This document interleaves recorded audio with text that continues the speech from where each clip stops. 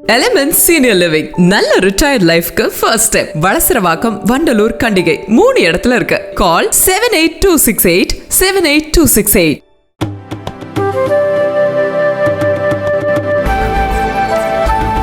கடலூரில் பல்வேறு இடங்களில் பாதாள சாக்கடை அடைப்பு ஏற்பட்டுள்ளதால் சாக்கடைக்குள் இறங்கி ஒப்பந்த ஊழியர்கள் சுத்தம் செய்த அவலம் நடந்தது.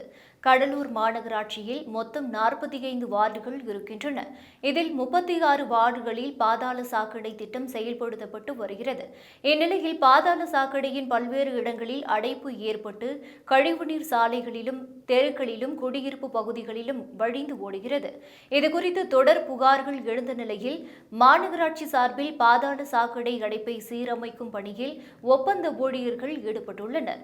ஆனால் இந்த ஒப்பந்த ஊழியர்கள் பாதாள சாக்கடைக்குள் இறங்கி சுத்தம் செய்யும் அவல நிலை ஏற்பட்டுள்ளது.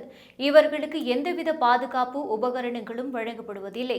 இதனால் மாநகராட்சியில் பாதாள சாக்கடை சுத்தம் செய்யும் உபகரணங்கள் இருக்கிறதா என்ற கேள்வி எழுந்துள்ளது. இந்த காட்சிகள் வெளியாகி அதிர்ச்சியை ஏற்படுத்திய நிலையில் கடலூர் ஆட்சியர் சிபி ஆதித்ய செந்தில்குமார் மாநகராட்சி அதிகாரிகளிடம் இதுகுறித்து விசாரணை நடத்த உத்தரவிட்டார்.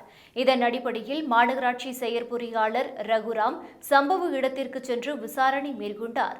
பாதாள சாக்கடையை சுத்தம் செய்ய நிதி ஒதுக்கப்படும் என தமிழக அரசு தொடர்ந்து கூறி வரும் நிலையில் எப்போது நிதி ஒதுக்கப்படும் என்ற கேள்வி எழுந்துள்ளது.